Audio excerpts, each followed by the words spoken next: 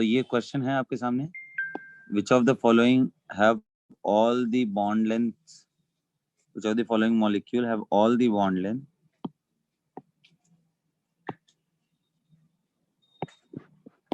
identical। समझ में आ रहा है कुछ सबको? कुछ क्लू मिल रहा है? बोलिए। Yes sir. बताइए आप फिर क्या आंसर आपके हिसाब से आ रहा है। कृतिका बताइए आप।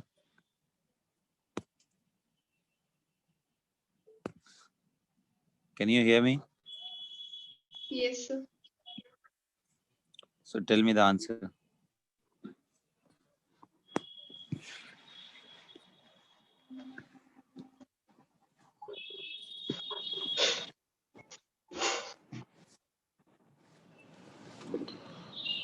सर पता नहीं सही होगा कि नहीं।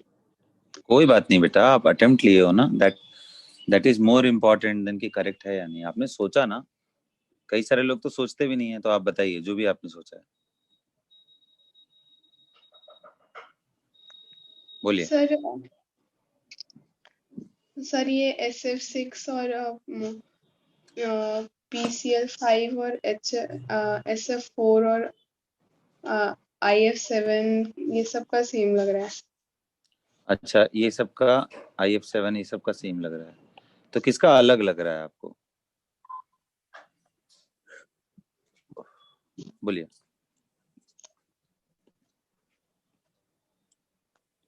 सर फिर PCl3 और ZF2 और XCF2 XCF4 और XCO2F2 ये सब का सेम लग रहा है। ये सब का भी सेम लग रहा है? Yes sir. अरे भाई, मुझे तो एक मॉलिक्यूल तो साफ दिख रहा है, इसमें सबको लगना चाहिए। जितने लोग अभी तक बॉन्ड लेंथ अगर समझे हैं, उन सभी को ये चीज तो लगना चाहिए कि इसमें तो कंफर्म अलग अलग है सर, क्योंकि एक ऑक्सीजन और दूसरा फ्लोरीन, उनका साइज ही सेम नहीं होता है, वो दोनों अलग अलग स्पीसीज हैं, उनका एटॉमिक साइज ही अलग अलग है, तो ये लेंथ तो डिफरेंट होगा और ये लेंथ कुछ और सर, होगा। उसमें लोन पे भाई मतलब कि ऑक्सीजन है और एक फ्लोरीन है, ये दोनों का लेंथ कैसे सेम हो सकता है बेटा? Oxygen is a different atom. तो ये तो बड़ा बेसिक सा था कि इसमें अलग अलग होना चाहिए, वो सेम कैसे हो सकता है? ये तो सबको लगना चाहिए। ये एक ऐसा मॉलिक्यूल था जिसमें किसी को कोई एम्बिग्यूटी नहीं होना चाहिए, आप चाहे कोई और चीज सोच पाए हो या ना, ये तो कंफर्म। आ रहा है बात सबको समझ में? Sir yes. Yes sir.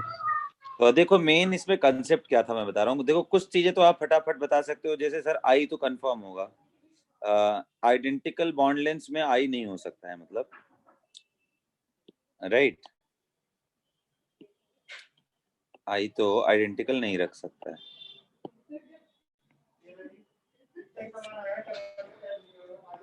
Right, एक चीज तो नहीं हो सकता है।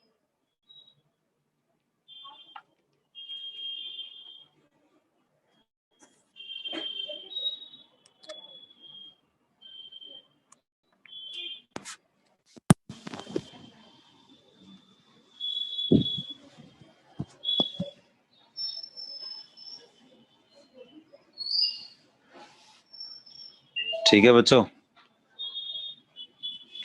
तो SF6 अब सोचना कैसे है, मेन चीज मैं समझाता हूँ। देखो ये आइडेंटिकल में जो मैंने बताया, एक तो कंफर्म आप निकाल दोगे, ये तो पॉसिबल ही नहीं है, समझ गए होगे, डिफरेंट एटम है।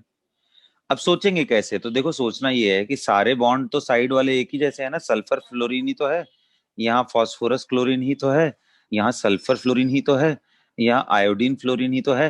तो भाई जब आयोडीन और फ्लोरीन है तो हर लेंथ एक जैसा होना चाहिए, नॉर्मली दिमाग आदमी यही सोचता है। बोलिए। Yes sir. लेकिन बेटा देखो गड़बड़ी किस चीज में आएगी, जैसे SF6 है बेटा, तो SF6 में हर बॉन्ड एक जैसा है, क्योंकि इस फ्लोरीन से टोटल ये एक, ये नीचे दो, ये तीन, ये चार, चार फ्लोरीन है जो 90 डिग्री पे है। ऊपर वाले से देखो, यहाँ अगर फ्लोरीन में रख दूं तब, तो यार बिल्कुल यहाँ से भी 190, 290, 390, 490, चार मिल गया ना। मतलब यहाँ पे हर एक फ्लोरीन आइडेंटिकल रिपल्शन फेस करता है, identical repulsion on every fluorine atom. So all lengths are identical. क्यों भाई, सही बोल रहा हूँ? आ रहा है बात समझ में? यस तो अब ए बी सी डी ये हो गया। अब मैं भाई PCl5 की बात करूं तो क्या वहां पे आइडेंटिकल रिपल्शन है हर तरह के क्लोरीन पे? No sir. नहीं है। नो बस सर ये क्लू पकड़ना था कि सर ये अलग अलग लेंथ है, यहाँ क्लोरीन, यहाँ वाले क्लोरीन और ऊपर वाले क्लोरीन का डिफरेंट हालत है। इस वाले क्लोरीन और इस वाले क्लोरीन में आप देखिए, ये 120 120 90 90 दो 90 दो 120, इसका देखिए 390 है। तो रिपल्शन ही अलग हो गया है कि नहीं बात? Yes sir. यस सर तो जब वही अलग हो गया बेटा, तो इसका मतलब कि डिफरेंट रिपल्शन।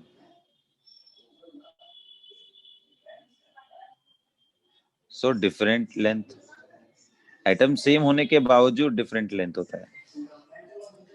और बता दूं, ये वाला जो लेंथ है ना, axial is longer, axial bond length is longer.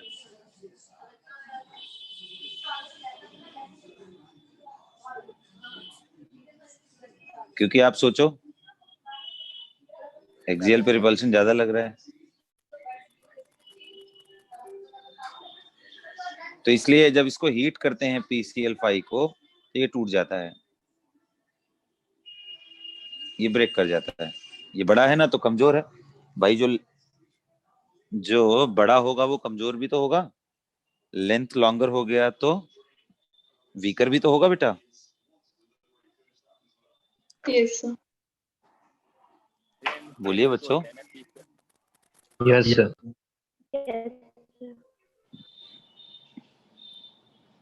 ठीक है, समझ में आ रहा है बात? तो ये बड़ी इंपॉर्टेंट सी चीज थी, ये आपको समझना था। तो अब इसी हिसाब से अगर आप सोचो तो आपको सारे आंसर मिल जाएंगे।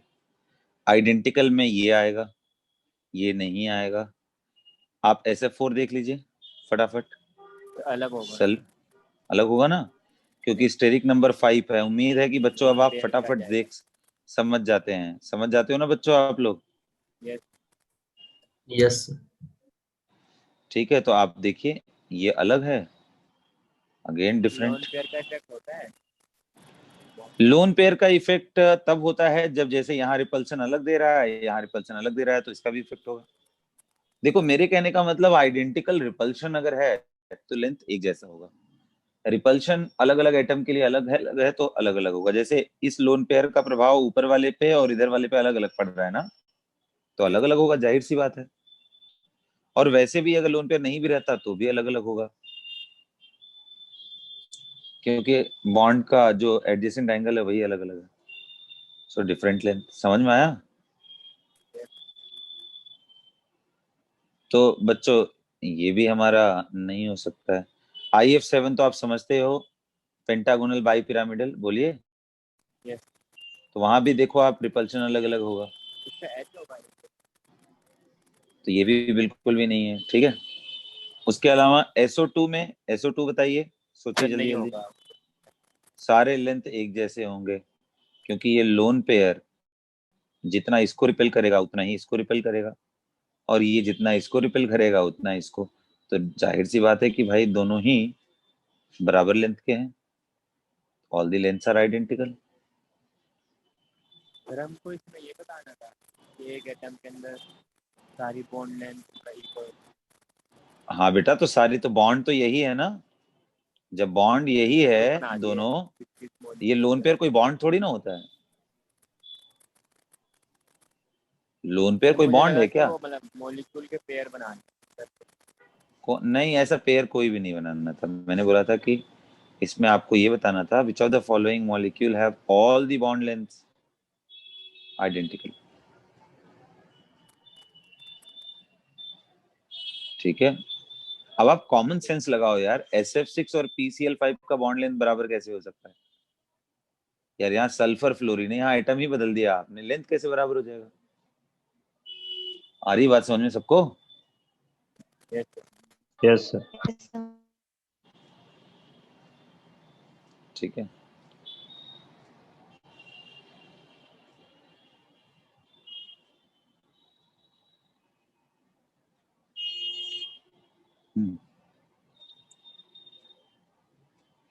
नेक्स्ट कौन सा है?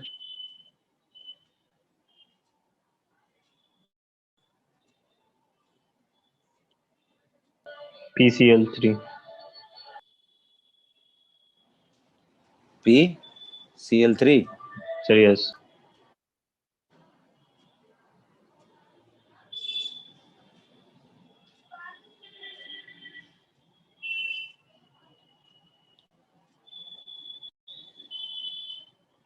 तो PCl3 में बताइए फटाफट। आइडेंटिकल होंगे। हाँ आइडेंटिकल Identical होंगे। होंगे. समझ में आ रहा है बच्चों? Yes sir. XeF2 बताइए फटाक से सोच के जल्दी से। Different होंगे. नहीं, सोच identical होंगे. सोच के। Identical repulsion, identical identical link. होंगे। Identical होंगे. लीनियर होगा। समझ में आया? तो ये आइडेंटिकल होगा। कोई ऑब्जेक्शन किसी को? XeF4 सोच के बताइए जल्दी। उसके लिए आपको स्ट्रक्चर बनाना पड़ेगा, नहीं बनाओगे वेस्पर थियरी के हिसाब से तो नहीं चल पाएगा, वो गड़बड़ हो जाएगा। सर आइडेंटिकल होंगे। Identical होंगे सर. बिल्कुल। ये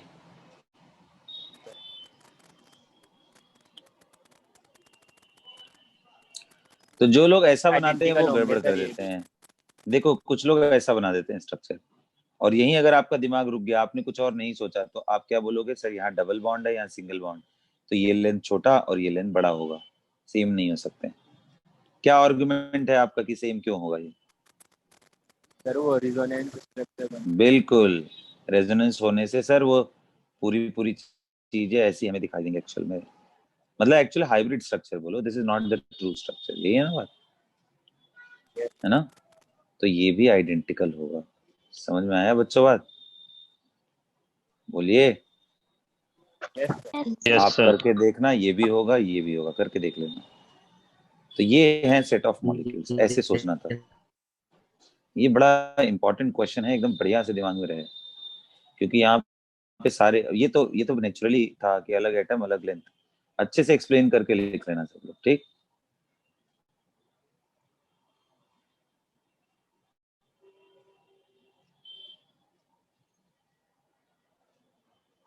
तो सब अच्छे से एक्सप्लेन करके लिखो। और अब हम लोग बढ़ते हैं मॉडर्न थियरी की तरफ। आज मैं आपको ब्रीफ कर देता हूँ मॉडर्न थियरी, बहुत जरूरी है वो। और उसके बाद मॉडर्न थियरी के बाद, ब्रीफिंग के बाद, कंप्लीट ब्रीफिंग होने के बाद कुछ काम दे दूंगा। कर रहे हो ना बाकी लोग? क्वेश्चंस लगा रहे हो ना सबके? Yes sir. Yes Yes, sir. sir. Periodic property के क्वेश्चन अभी आप लगाओगे तो और जल्दी जल्दी सॉल्व होंगे, क्योंकि उसमें कई सारी चीजें बॉन्डिंग की यूज किया गया है। तो चलो बच्चों, आज हम लोग शुरू करते हैं मॉडर्न थियरी ऑफ बॉन्डिंग। तो आपने अभी तक देखा कि जितना भी बात अभी तक बताया गया, कहीं ऑर्बिटल का नाम तो लिया ही नहीं गया कि एस ऑर्बिटल है कि पी ऑर्बिटल। अभी तक जो भी डिस्कशन हो रहा है वो क्या है, बड़ा सुपरफिशियल लेवल पे है ना? ये सारी ओल्ड थियरी थी बच्चों, ये मतलब 1934 या उसके पुरानी थियरीज थी, यानी क्वांटम के बाद जो थियरी बनी वो ऑर्बिटल टच रखे हुए थे। तो मॉडर्न थियरी ऑफ बॉन्डिंग में दो आते हैं।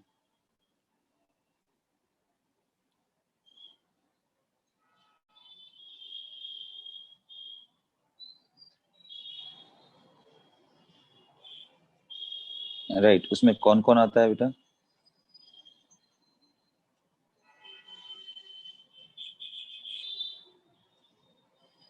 मॉडर्न थियरी ऑफ कोवेलेंट,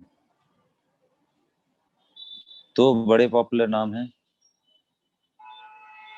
आप उनके साइंटिस्ट के बारे में कल मुझे पढ़ के बताइएगा किसने किसने क्या क्या दिया था। एक है बेटा valence bond theory,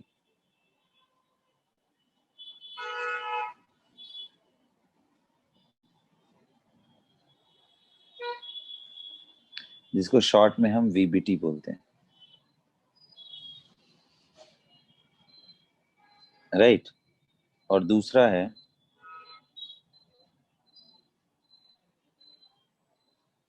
molecular orbital theory.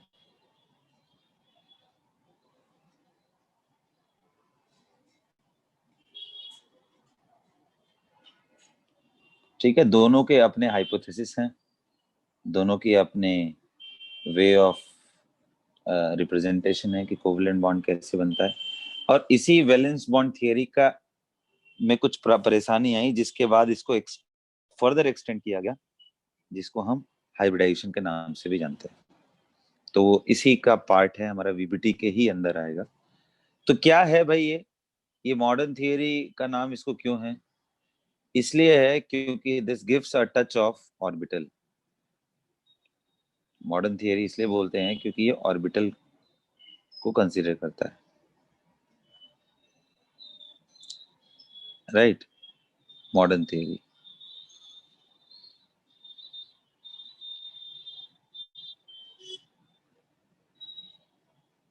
includes modern idea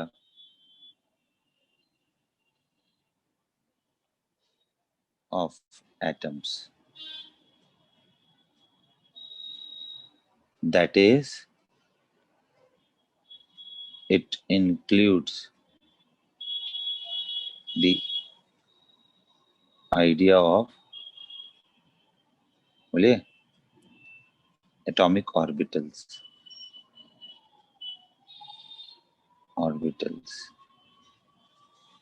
right. तो अब ये वीबीटी वैलेंस बॉन्ड थियरी आज हम लोग पढ़ेंगे।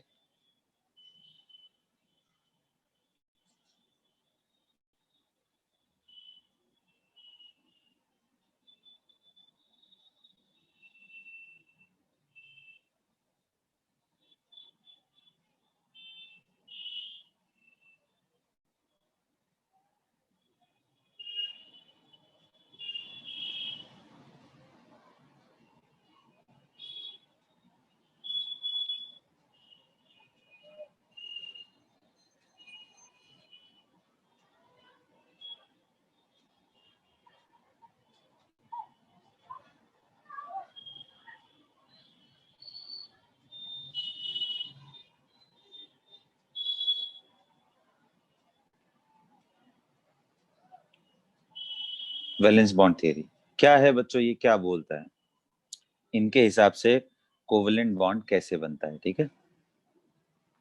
तो as per valence bond theory, number 1, only valence shell electron participate, right.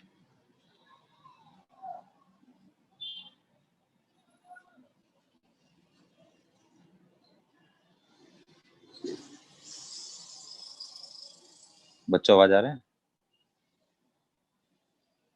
Yes sir. Yes sir.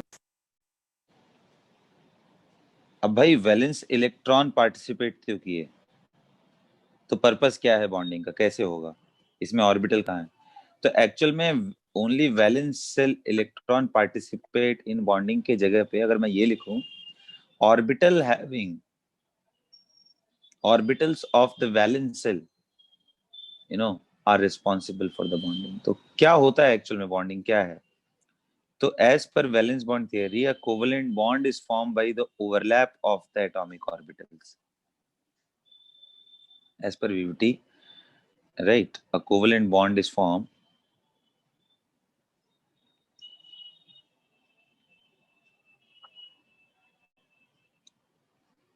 by the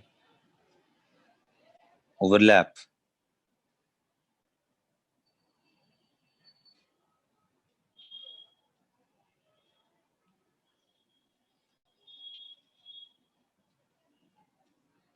a covalent bond is formed by the overlap of atomic orbitals. A covalent bond is formed by the overlap of atomic orbitals. Overlap मैं बोल रहा हूँ बच्चों, right, overlap of the atomic. अब वो कौन से atomic orbital है जो ओवरलैप करते हैं? तो बच्चों unless it is dative bond, dative bond में तो आपको मालूम है कि एक ही डोनेट करता है, दो दो शेयर करते हैं, तो उसमें तो ऐसा कुछ टाइप का ओवरलैपिंग है कि एक डोनेट किया, दोनों ने शेयर कर लिया। लेकिन अगर डेटिव बॉन्ड नहीं है तो ऐसे केस में जो शेयरिंग का कंसेप्ट है कि दोनों इक्वल शेयरिंग करेंगे, मतलब एक इलेक्ट्रॉन इसका, एक इलेक्ट्रॉन इसका। तो क्या है purpose of bonding? To pair its unpaired electron.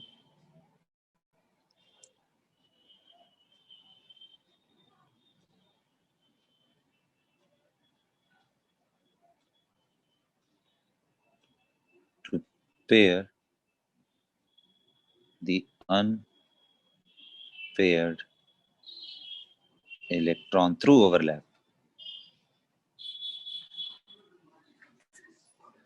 Orbital overlap. अब क्वेश्चन ये आता है कि भाई ऑर्बिटल ओवरलैप में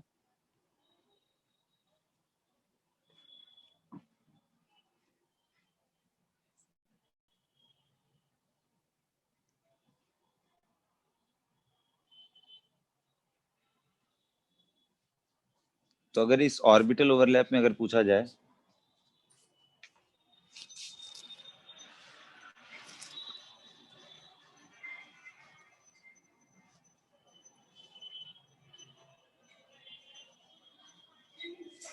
तो इसमें अगर मैं पूछूं आपसे कि purpose of bonding is to pair unpaired electron through overlap, आखिर इसमें कौन से मतलब और ओवरलैप जो है वो कितने टाइप का हो सकता है?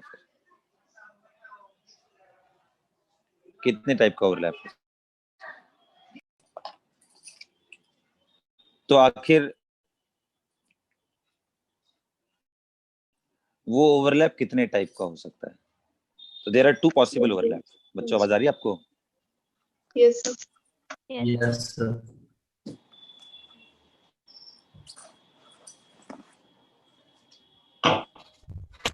Constructive overlap.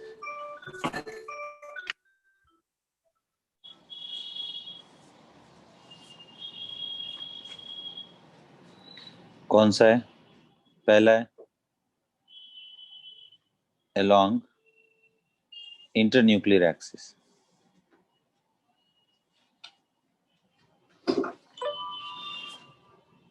overlap along internuclear axis।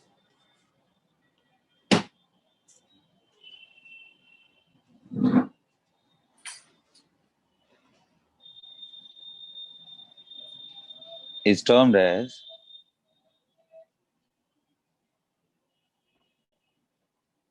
sigma bond।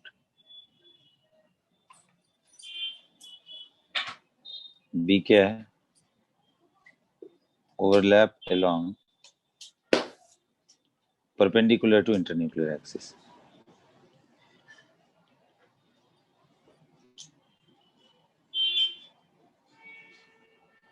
Perpendicular to internuclear axis अगर मैं बात करूं तो इसी को पैरेलल ओवरलैप भी बोलते हैं।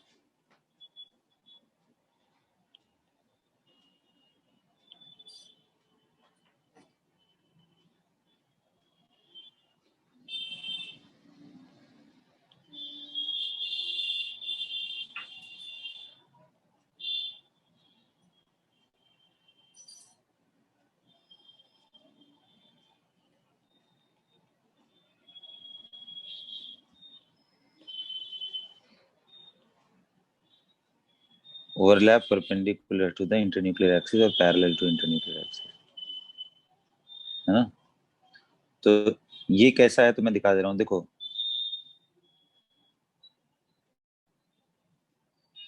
एक तो ये हो गया, मैं तुमको दिखा रहा हूँ बच्चों, एक एक का एग्जांपल।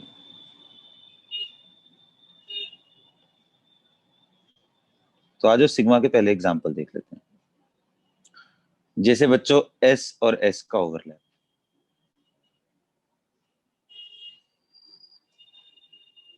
अब इसको अगर मैं दिखाने की कोशिश करूं तो आपको मालूम है एस ऑर्बिटल कैसा होता है बेटा? बोलिए। स्फेरिकल। तो इसका एक अनपेयर्ड इलेक्ट्रॉन मैंने ले लिया, ये क्लाउड बना दिया मैंने।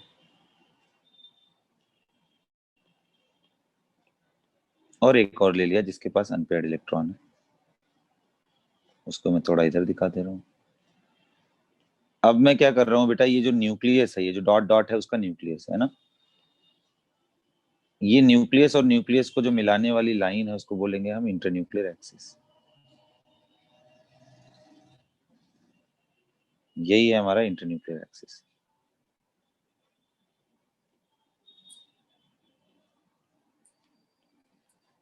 समझ में? दो न्यूक्लियस से पास करने वाली जो लाइन है वो इंटरन्यूक्लियर एक्सिस है। आ रहा है बात समझ में? Yes, yes sir. सर। अब इनको मुझे अगर ज्वाइन कराना हो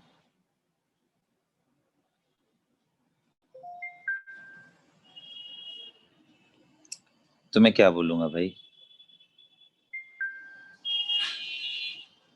एक इनका न्यूक्लियस था, एक इनका न्यूक्लियस था।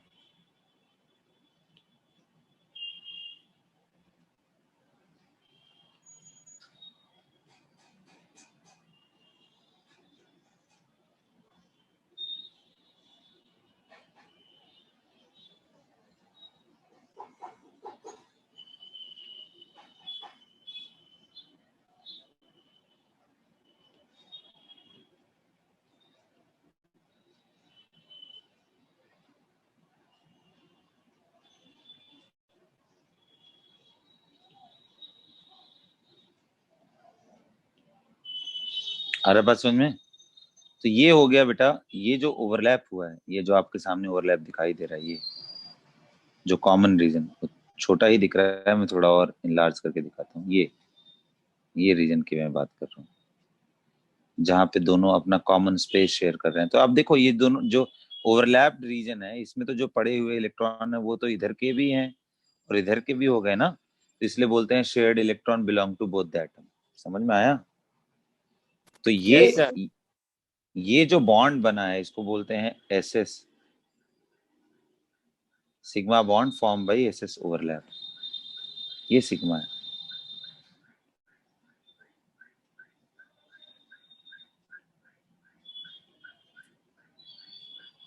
समझ में आ गया? Sigma bond form by SS overlap.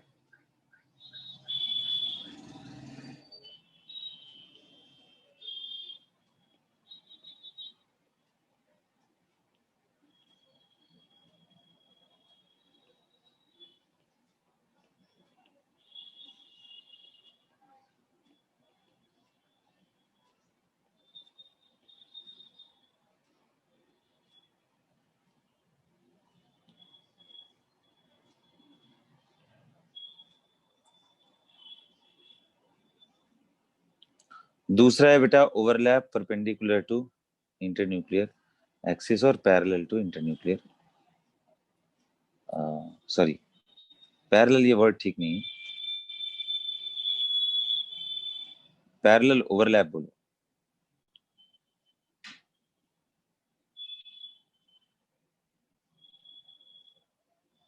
अब वो क्या है मैं दिखा दे रहा हूँ। जैसे कि बच्चों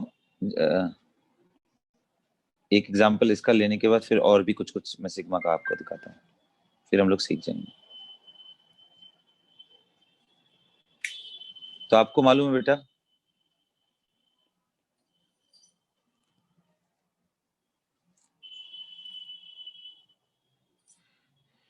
कि जो p ऑर्बिटल है, अगर मैं पी वाई की बात करूं तो आपको मालूम है कि पी वाई ऐसे होगा, बोलिए मोरलेस। एग्जैक्ट तो डायग्राम मैं भी ड्रॉ नहीं कर सकता हूं। सपोज करो इसमें इलेक्ट्रॉन और ये दोनों आपस में ओवरलैप कर रहे हैं, तो कैसा दिखेगा?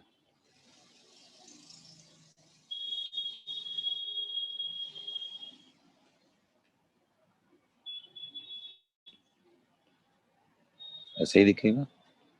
इसको और थोड़ा कॉमन तरीके से देखो तो ऐसा दिखेगा। ये जो प्लस प्लस है ये मैं न्यूक्लियस बना रहा हूँ, बोलिए।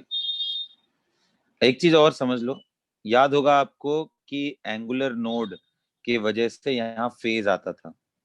अगर आप इसको प्लस प्लस नहीं बोल रहे हो तो मैं इसको न्यूक्लियस बोल दे रहा हूँ, चलेगा? एन एन, एन का मतलब न्यूक्लियस, बोलिए। Yes. Yes, sir.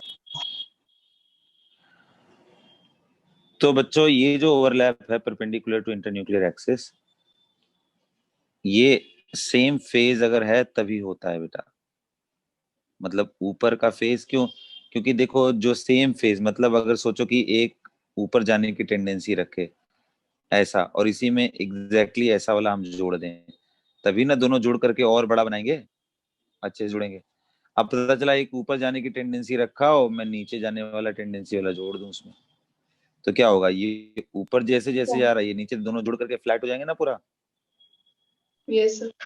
तो Yes, कंस्ट्रक्टिव sir. यही फेज का यही मतलब, अभी आप समझिए कि प्लस और प्लस ये दोनों सेम फेज होने का मतलब कि ये दोनों एक दूसरे से जुड़ने की कोशिश करेंगे, तो एम्पलीफाई हो गए यहाँ पे, ये कंस्ट्रक्टिव ओवरलैप है।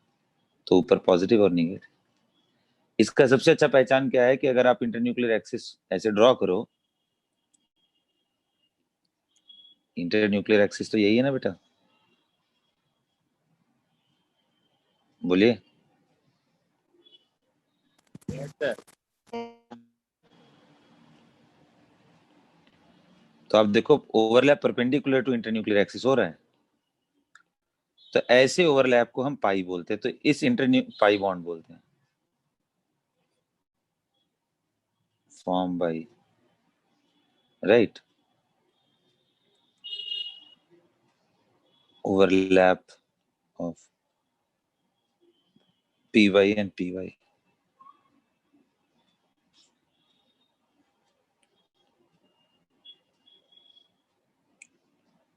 along internuclear axis, सॉरी, बस इतना ही लिखो, खत्म। तो ये देखो पाई का क्या है बेटा, कि पाई में देखो अगर आप ध्यान से देखो तो एक नोडल प्लेन दिख रहा होगा आपको, दिख रहा है क्या, Yes, sir. Nodal plane. Sigma में कोई नोडल प्लेन दिख रहा है क्या, ऐसे पास करो कहीं से भी, इस जगह पे कोई नोडल प्लेन नहीं है, दिख रहा है नहीं ना। अच्छा आप कहोगे कि सर जैसे आपने पीपी का ये बना दिया पाई बॉन्ड, तो क्या पीपी का सिग्मा भी हो सकता है, बिल्कुल हो सकता है सिग्मा, क्यों नहीं हो सकता है। जैसे ये एग्जाम्पल 1 मैंने आपको दिखाया,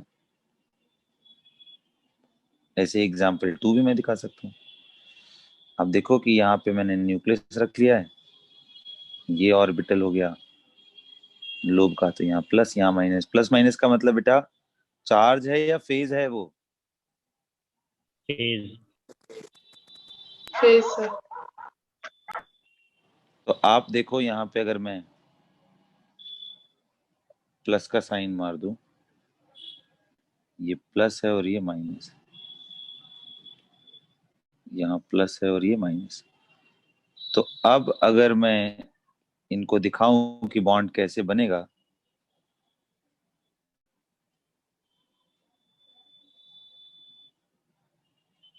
तो बॉन्ड कुछ इस तरीके से बनेगा,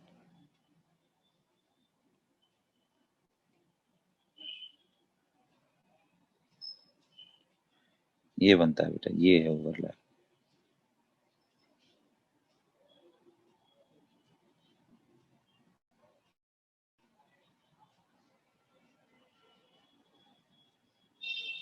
थोड़ा और उधर दूर की तरफ लेके जाऊं हल्का सा, ये ओवरलैप हुआ, समझ में आ रहा है, ये इलेक्ट्रॉन्स है। तो ये अगर आप देखो तो इंटरन्यूक्लियर एक्सिस के अलोंग ही ओवरलैप हुआ है कि नहीं,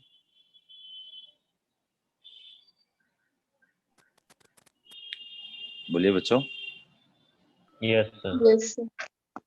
तो ये न्यूक्लियस था मेरा, ये भी न्यूक्लियस था, तो ओवरलैप अलोंग इंटरन्यूक्लियर एक्सिस, तो ये भी सिग्मा है।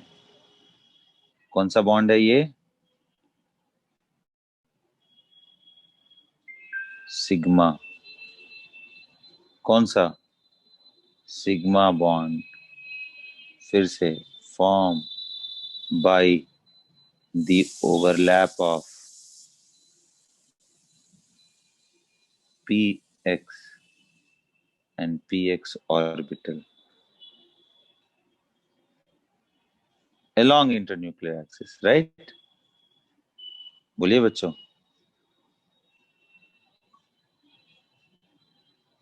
समझ में आ रहा है। क्लियर हो रहा है बात कुछ? Yes sir. तो आपके दिमाग में आएगा सर जैसे एस एस का करा दिया, पी पी, आप एक ही टाइप का क्यों ले रहे हैं? ऐसा कुछ हो सकता है क्या कि मतलब एक का एस एक का पी? बिल्कुल हो सकता है। थर्ड एग्जाम्पल, कि एक मैं एस ले लूं और एक पी ले लूं।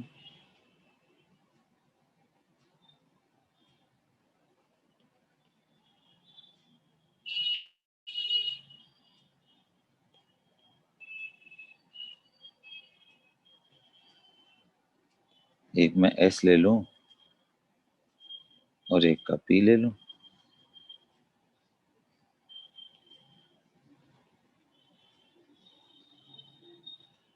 तो ये जो बनेगा कॉम्बिनेशन,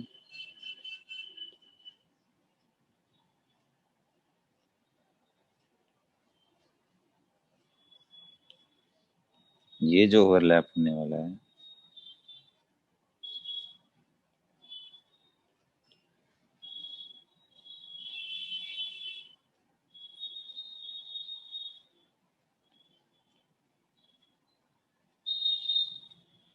ये भी सिग्मा बॉन्ड है, ये भी सिग्मा बॉन्ड है।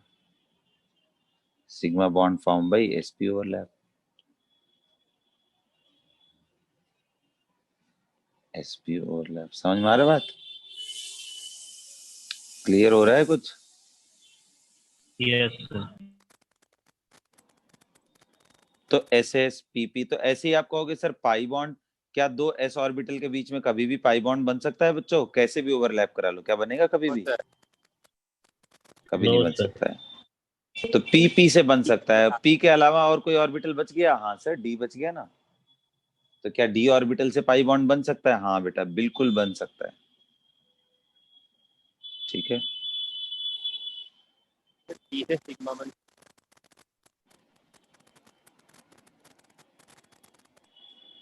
दिमाग लगाओ थोड़ा।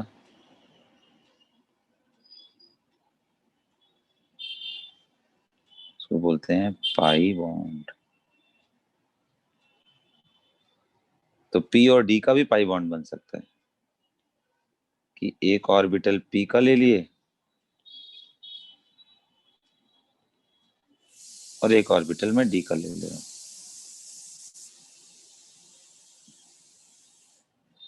तो याद है डी में, आपको याद है प्लस माइनस प्लस माइनस, ऐसा ही होता है ना जी डी में। तो इनको ओवरलैप करा देंगे। डी में तो अलग अलग सेम।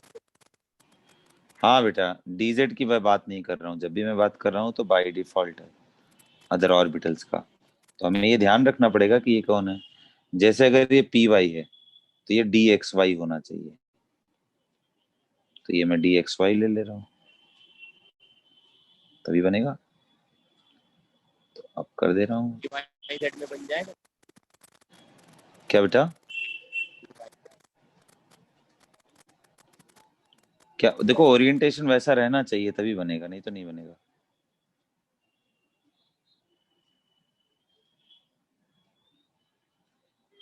माइनस प्लस, है ना। और इसी चीज को कैसे दिखाएंगे? न्यूक्लियस न्यूक्लियस, प्लस माइनस और इसका ये जो बॉन्ड है, ये पाई बॉन्ड। कौन सा? पी पाई डी पाई। मतलब एक पी ओवरलैप हुआ है और एक डी ओवरलैप हुआ है। तो ये बड़ा इंपॉर्टेंट है, इसका यूज करेंगे हम लोग। और डी डी का भी पाई बन सकता है, क्यों नहीं बन सकता है? डी डी का भी पाई बन सकता है। दो डी ऑर्बिटल ऐसे आ जाएं तो उनका भी पाई बन सकता है, डी पाई। और एक डी डी का एक चारों लोब का ओवरलैप होता है जिसको डेल्टा बॉन्ड बोलते हैं, वो बड़ा गजब होता है। ये चारों ऑर्बिटल एक दूसरे से ओवरलैप करते हैं एकदम पैरेलल। समझ रहे हो कुछ ऐसा? इसके ऊपर 90 डिग्री ऊपर की तरफ लेके आओ। अब इसमें लग रहा होगा बगल बगल में है, समझने की कोशिश करो। ये प्लस और ये माइनस, ये प्लस ये माइनस, तो ये प्लस ये माइनस, प्लस और माइनस। सॉरी, क्या कर दिया मैंने? इसका ओवरलैप इसका ओवरलैप, इसका ओवरलैप, इसका ओवरलैप, ऐसे हो रहा है। तो इसको डीडी डेल्टा बॉन्ड बोलते हैं। तो ये सब के बारे में हम लोग सीखेंगे अगली क्लास में। तो आज के लिए बस इतना ही बच्चों, तो सिग्मा आप लोग बॉन्ड अच्छे से, जो आता है, तो ये क्या- डी और डी के बीच में सिग्मा बॉन्ड नहीं है। हाँ, डीजेड स्क्वायर इंटरन्यूक्लियर एक्सिस के अलॉन्ग थोड़ा ट्राई किया जा सकता है डीजेड पे। तो उतना डिटेल में हमारे केस में मॉलिक्यूल्स ही नहीं है कि एंड ऑफ द डे हमें मॉलिक्यूल्स ही पढ़ना है। तो उस तरह का हम लोग के पास कोई ऐसा मॉलिक्यूल नहीं है जहाँ पे इसका